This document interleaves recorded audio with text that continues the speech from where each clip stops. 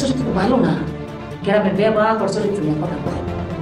আরে পারুল আবার সামনে আসছিলাম, এনে ফোনটা ধরতে পারি নাই। আপা জানি কেমন করতেছে, মনে হয় ডাক্তারের কাছে নিতে হইব। আচ্ছা চল। তুমি আফসোস করতেছো কেন? আফসোস তো করবোই পোলাই। আমি চাইছিলাম তোমার একজন ভালো সঙ্গী হোক, কিন্তু ওই লোক তো।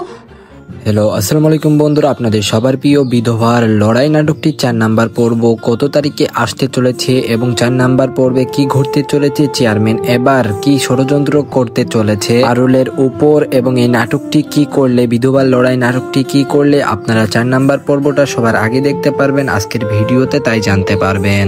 আজকের এই ভিডিওতে আমি এই সবগুলো পয়েন্ট আপনাদের জানিয়ে দেবো, তাই ভিডিওটা কেউ না টেনে সম্পূর্ণ দেখতে থাকুন। এবং প্রথমেই বলি, নাটকটি যারা আপনারা বেশি পছন্দ করতেছেন এবং সবার আগে দেখতে চাইতেছেন তারা এখনই আমাদের এই ইউটিউব চ্যানেলটি সাবস্ক্রাইব করে পাশে থাকা বেল আইকনটি বাজিয়ে রাখুন।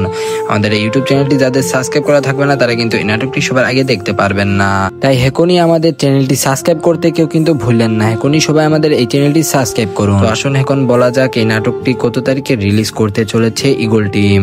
বন্ধুরা, এই নাটকটি আপনারা দেখতে পারবেন 21শে নভেম্বর, অর্থাৎ 21 তারিখে দুপুর 3টের দিকে আপনারা দেখতে পারবেন এই বিধবা লড়াই নাটকটির 4 নাম্বার পর্ব ঈগল ইসলামিক ইউটিউব চ্যানেলে। এবং এই নাটকটি কিন্তু আপনারা অনেক বেশি পছন্দ করতেছেন দর্শক, তার কারণে কিন্তু ঈগল টিম বেশি দেরি করবে না এই নাটকটির 4 নাম্বার পর্ব নিয়ে আসার জন্য। এবং এই নাটকটি 4 নাম্বার পর্বে কিন্তু এবার চেয়ারম্যান নতুন করে ষড়যন্ত্র করতে চলেছে পারুলের উপরে। রানীকে কিন্তু চেয়ারম্যান ভুল করে বিয়ে করে ফেলেছে, এখন রানীকে কাজে লাগিয়ে কিন্তু প্রতিশোধ নিতে চলেছে পারুলের উপরে। আমি যদি সব বলে দিই তাহলে তো নাটকটি দেখার মজাটা আপনারা আর পাবেন না, তাই এতটুকুই বললাম। চ্যানেলটি সবাই সাবস্ক্রাইব করতে ভুলবেন না। আজকের মতন কেন বিদায় নিচ্ছি, সবাই ভালো থাকবেন, সুস্থ থাকবেন, আল্লাহ হাফেজ।